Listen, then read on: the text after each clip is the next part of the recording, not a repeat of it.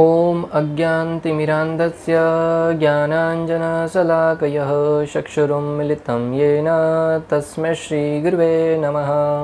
हरे कृष्णा। आज गीता श्रृंखला के सत्र क्रमांक 412 में आप सभी भक्तों का हार्दिक स्वागत है। आज हम श्रीमद् भगवद गीता के 11वें अध्याय के जो कि है विराट रूप श्लोक क्रमांक 45 का अध्ययन करेंगे। आइए, श्लोक इस प्रकार है। अदृष्टपूर्वं हसितोऽस्मि दृष्ट्वा भयेन सप्रवर्तितं मनो मे तदेव मे दर्श्य देवरूपं प्रसिद्ध देवेश जगन्निवास। अर्थात अर्जुन कहते हैं कि पहले कभी न देखे गए आपके इस विराट रूप का दर्शन करके मैं पुलकित हो रहा हूँ, किंतु साथ ही मेरा मन भयभीत हो रहा है। अतः आप मुझ पर कृपा करें और हे देवेश, हे जगन्निवास, आप पुरुषोत्तम भगवत स्वरूप पुनः दिखाइए। अर्जुन भगवान के सामने स्तुति करते हुए कहते हैं कि कभी नहीं देखे जाने वाला, अर्थात विराट रूप है वो कभी नहीं देखा गया, और इस विराट रूप को देखकर मैं पुलकित तो हो रहा हूँ, आश्चर्यचकित तो हो रहा हूँ। आपके प्रति मेरा जो देखने का नज़रिया वो भी परिवर्तित हो रहा है, परंतु साथ ही साथ आपके इस विकराल रूप को देखकर, जिसमें अनेक प्रकार के मनुष्य पशु सारे के सारे मृत्यु के मुंह में प्रवेश कर रहे हैं। आपका मुख है वो अग्नि उगल रहा है, आपका तेज है वो हजारों सूर्यों के भांति दीप्यमान हो रहा है, उसमें अनेक प्रकार के उथल पुथल हो रहे हैं। इन सारी की सारी घटनाओं को देखकर मैं भयभीत हो रहा हूँ। अतः हे भगवान, आप मुझे आपका पुनः द्विभुज रूप, शांत भाव वाला, आपका सौंदर्य में जो असीम कृपा प्रदान करने वाला वह स्वरूप मुझे दिखलाइए। यहाँ पे भक्तों बहुत ही सुंदर सिद्धांत स्थापित हो रहा है कि भगवान से कुछ मांगने से पूर्व अर्जुन भगवान की स्तुति करते हैं, भगवान के महिमागान करते हैं। पिछले कुछ श्लोकों से अर्जुन भगवान के महिमागान करते हैं। हे जगदीश, हे श्री कृष्ण, आप इस समस्त ब्रह्मांड के एकमात्र स्वामी हैं, आप समस्त जीवों के द्वारा पूजनीय हैं। ऐसे अनेक प्रकार के महिमागान करते हैं। यहाँ पे बहुत ही सुंदर शिक्षा प्राप्त हो रही है कि हमें भगवान से या किसी से भी कुछ वस्तु मांगने से पूर्व उनकी स्तुति करनी चाहिए। जब भगवान के मंदिर में जाएं तब भगवान के श्री चरणों से प्रारंभ करते हुए उनके मुखमंडल तक दर्शन करें, उनके एक एक अंग को निहारते हुए उनके पहने हुए वस्त्रों की शोभा का महिमागान करें। हे भगवान, आपके शरण कमल कितने सुंदर हैं, उसमें पहनी हुई बाजूबंद पहने हुए अनेक प्रकार के नुपुर है वो कितनी सुंदर है, आपका वस्त्र कितना सुंदर है, करघनी में पहने हुए वस्त्र कितने सुंदर हैं, आपके मुखमंडल की लाली कितनी सुंदर है। ऐसे अनेक प्रकार के एक एक अंग को बहुत ही ध्यानपूर्वक निहारते हुए उनका दर्शन करें और उनका महिमागान करें, और फिर भगवान की महिमाओं का यशोगान करें। जब आप अवतरित हुए, अनेक प्रकार की लीलाएं करी, आपने अनेक प्रकार के असुरों का वध किया, अनेक प्रकार के राक्षसों का वध किया, अनेक प्रकार के उदंडियों को दंड दिया।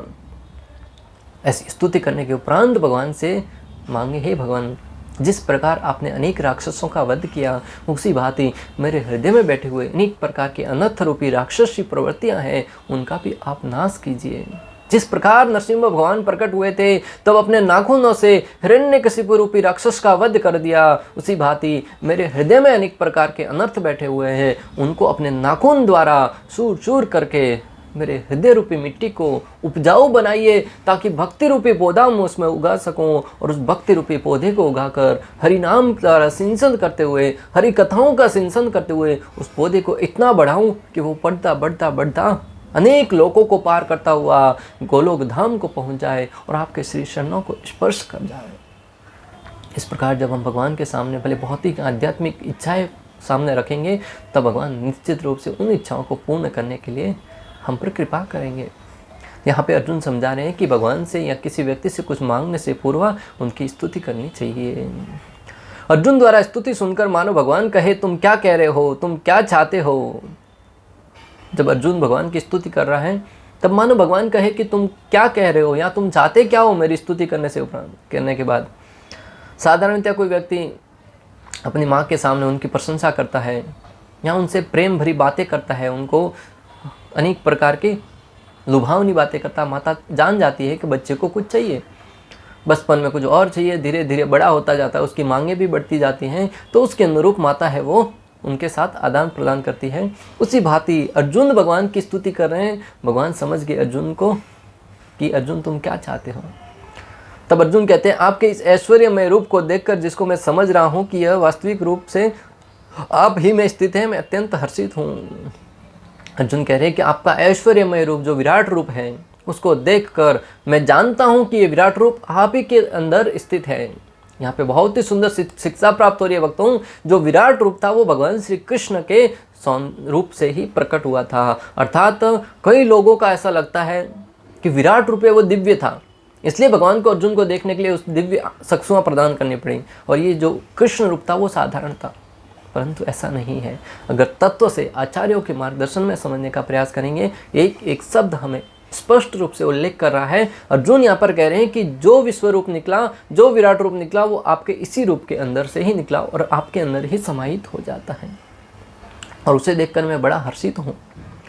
मैं यह देखकर प्रसन्न हूँ कि मेरे मित्र का ऐसा असाधारण रूप है, परंतु मेरा मन इस घोर रूप को देखकर भय के कारण व्यथित हो रहा है।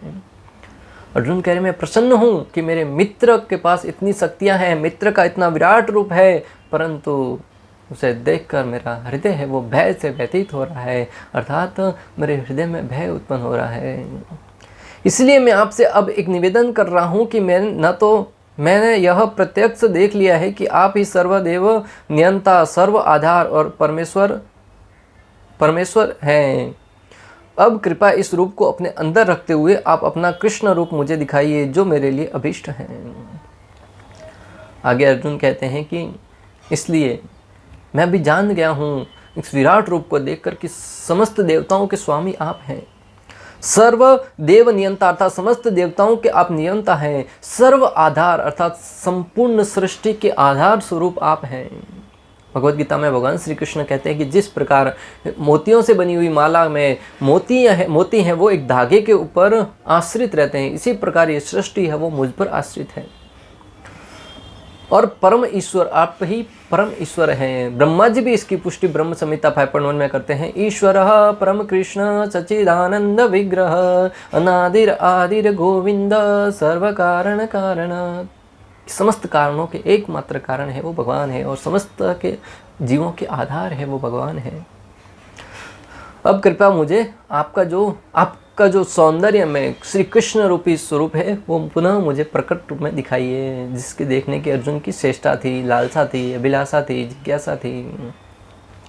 अर्जुन श्री कृष्ण से प्रार्थना करते हैं कि वे अपना नारायण रूप दिखाए, क्योंकि वे कोई भी रूप साधा धारण कर सकते थे। अर्जुन भगवान से प्रार्थना करते हैं कि, और अर्जुन की इच्छा थी कि वो अपना नारायण रूप दिखाएं, क्योंकि भगवान श्री कृष्ण है वो कोई भी रूप स्वेच्छा से धारण कर सकते थे। बहरूबे की भांति नहीं, भगवान शक्तिमान हैं। भगवान श्री कृष्ण जब इस धरा में अवतरित हुए तब माता देवकी और वसुदेव जी के समक्ष विष्णु रूप में चतुर्भुज रूप धारण करके शंकर चक्र गदा पद्म धारण किए प्रकट हुए। तो माता ने प्रार्थना करी कि मैं आपके साथ आदान प्रदान कैसे करूँगी। तो एक शिशु के रूप में परिवर्तित हो गए। तब भी माता ने सोचा कि आप भगवत स्वरूप में 4 हाथ हैं, अनेक प्रकार के आयुध पकड़े हुए हैं, मैं आपको देखूंगी तो मेरे अंदर तो भगवत्ता का भाव आएगा कि आप तो ईश्वर हैं, फिर मैं पुत्र की भांति लालन पालन करने कैसे करूंगी। इसलिए भगवान है वो द्विभुज रूप में श्री कृष्ण रूप में परिवर्तित होते हैं। इससे हम समझ सकते हैं कि भगवान है वो कोई भी रूप धारण कर सकते हैं। एक बार वृंदावन में माता यशोदा और श्री कृष्ण और बलराम जी को कहानियाँ सुना रही थी, बचपन की कहानियाँ, और विशेष रूप से रामायण का प्रसंग सुना रही थी। तभी रामायण का प्रसंग भगवान श्री रामचंद्र जब वन में जाते हैं वनवास काल में, उस समय का प्रसंग आता है। वनवास काल काट रहे हैं। एक दिन रावण है वो माता सीता का अपहरण करके लेके जाता है। जैसे ही भगवान श्री कृष्ण और बलराम जी सुनते हैं कि माता सीता का अपहरण हो गया है, रामचंद्र तुरंत, भगवान श्री कृष्ण है वो प्रभु श्री रामचंद्र के रूप में परिवर्तित हो जाते हैं, और बलराम जी है वो लक्ष्मण के रूप में परिवर्तित हो जाते हैं। और भगवान श्री कृष्ण बलराम जी से कहते हैं, अरे लक्ष्मण धनुष निकालो, तुम्हारी भाभी का अपहरण हो गया है। तब माता यशोदा और माता रोहिणी देखने लगती है कि ये क्या हो गया इन दोनों को।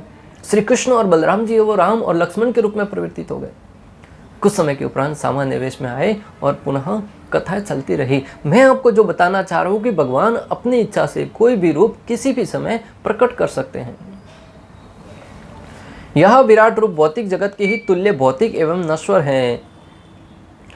ये जो विराट रूप है वो भौतिक जगत के समान नश्वर माना गया है, अर्थात भौतिक जगत की भांति भौतिक जगत प्रलय के बाद भगवान में समाहित हो जाता है, उसका वास्तविक अस्तित्व नहीं रहता, उसका प्रलय हो जाता है और नष्ट हो जाता है। उसी भांति आचार्यगण समझा रहे हैं कि भगवान का जो विराट रूप है वो भी भौतिक जगत की भांति नश्वर है। जैसे प्रलय होता है, सृष्टि समाप्त होती है, विराट रूप का कोई अस्तित्व नहीं रह जाता। विराट रूप है वो इस ब्रह्मांड की अभिव्यक्ति है, जिसमें अनेक प्रकार के जीवों का जन्म होता है, उनका मृत्यु होती है, काल रूप में ग्रसित कर रहे हैं, सूर्य की भांति चमक रहा है। परंतु जब ये भौतिक जगत की नहीं रहेगा तो फिर उस विराट रूप के अस्तित्व का कोई प्रश्न ही नहीं उठता।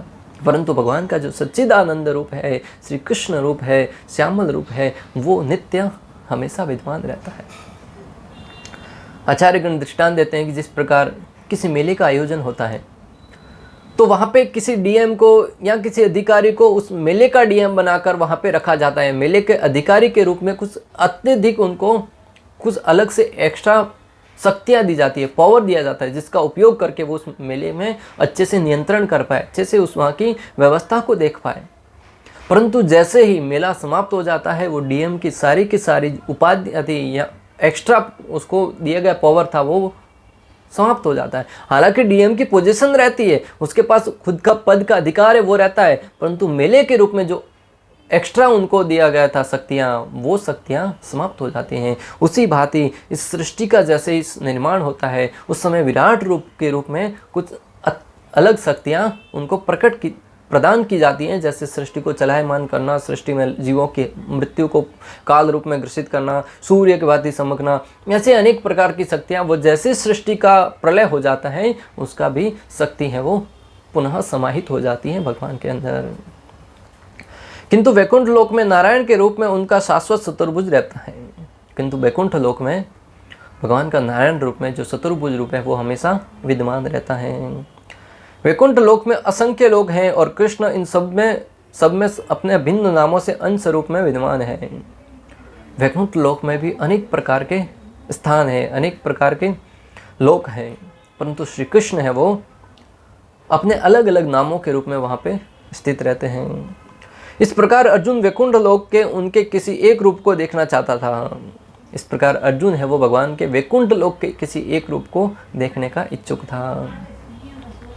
निसंदेह प्रत्येक वैकुंठ लोक में नारायण का स्वरूप चतुर्भुजी है, किंतु इन चारों हाथों में वे विभिन्न क्रम में शंख, गदा, कमल तथा चक्र के चिन्ह धारण किए रहते हैं। निसंदेह प्रत्येक वैकुंठ लोक में भगवान का जो स्वरूप है वो चतुर्भुजी रूप है, फिर परंतु अलग अलग लोक में अलग अलग हाथों में शंख, चक्र, गदा, पद्म धारण किए रहते हैं।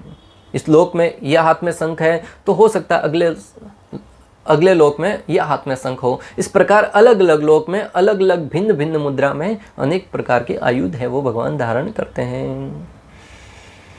विभिन्न हाथों में इन चारों चिन्हों के अनुसार नारायण भिन्न भिन्न नामों से पुकारे जाते हैं। ये सारे रूप श्री कृष्ण के ही हैं, इसलिए अर्जुन श्री कृष्ण के चतुर्भुज रूप का दर्शन करना चाहता था।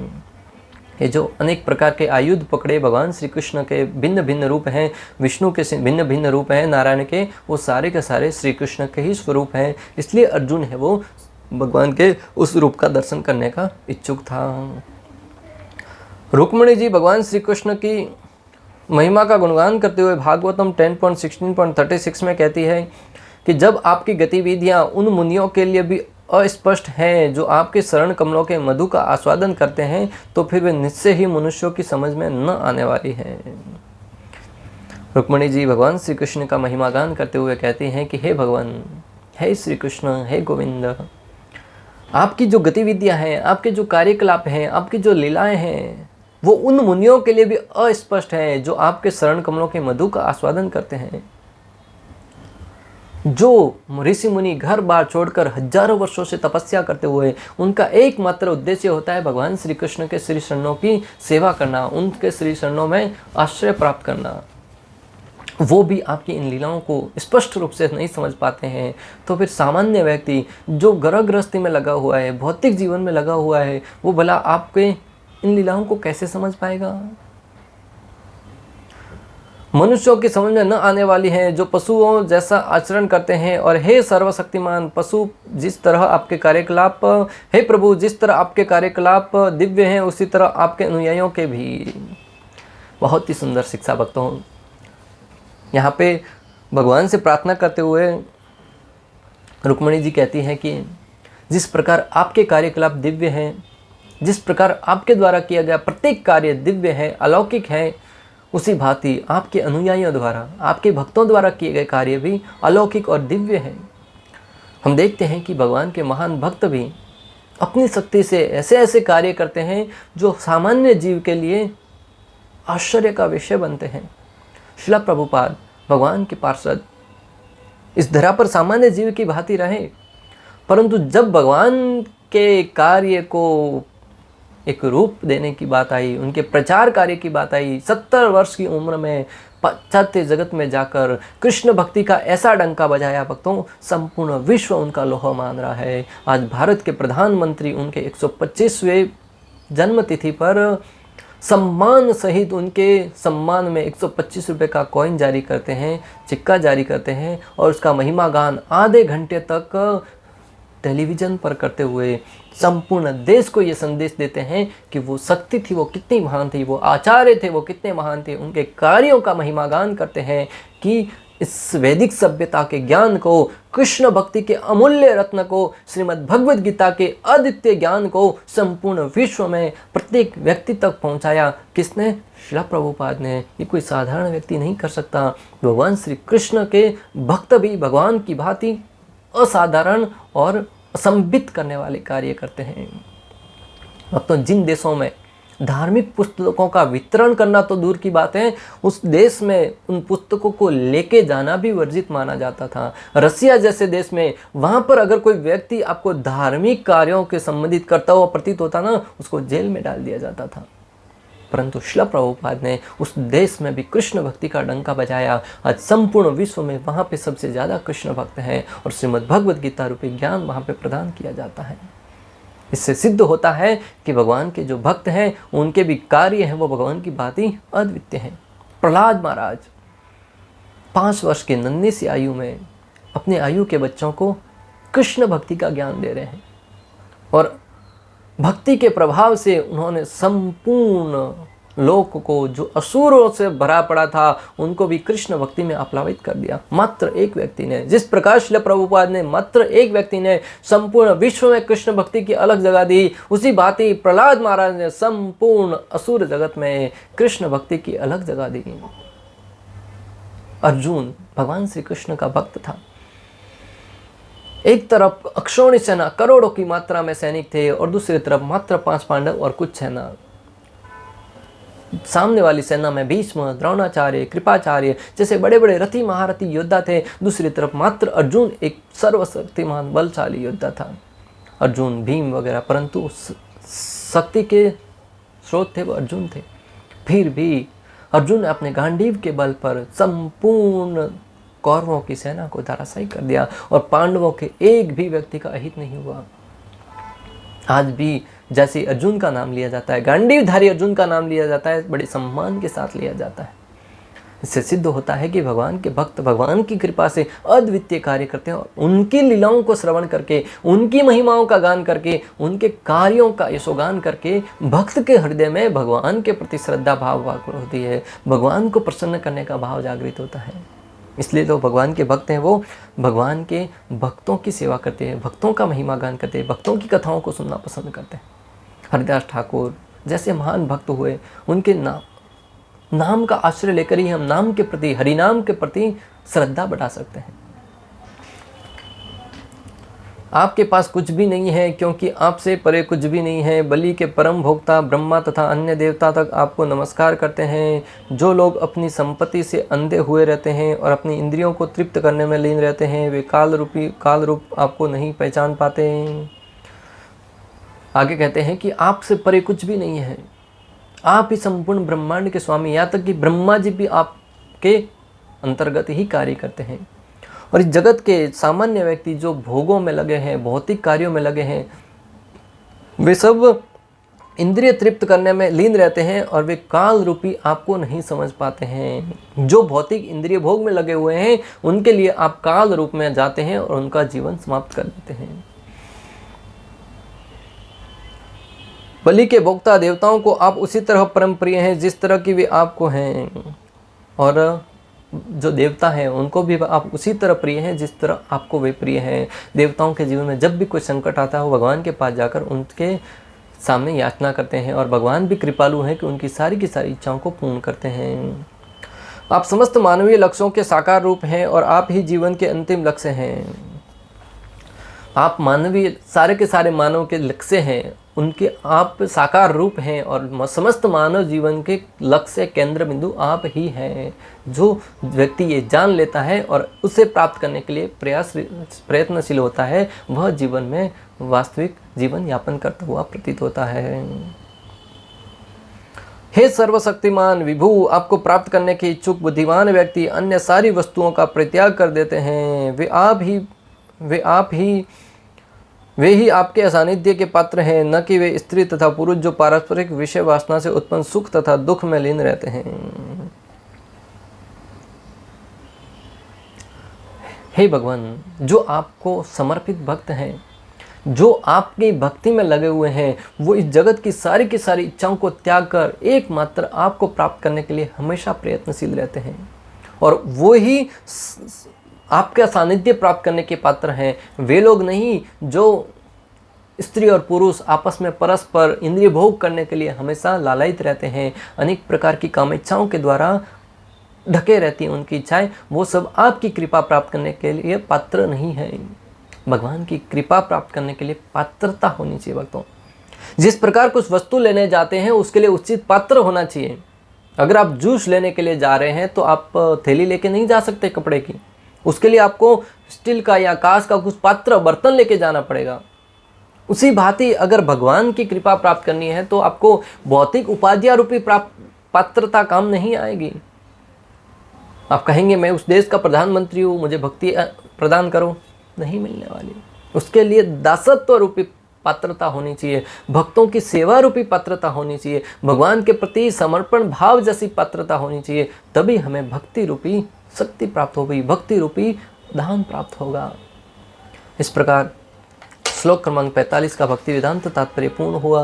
अंत तक हमारे साथ बने रहने के लिए आप सभी का हृदयपूर्वक प्रेम पूर्वक बहुत बहुत धन्यवाद। श्रील प्रभुपाद की जय, श्री श्री राधा गोपीनाथ भगवान की जय, श्रीमद् भगवद गीता की जय। हरे कृष्णा कृष्ण कृष्ण हरे हरे, हरे राम राम राम।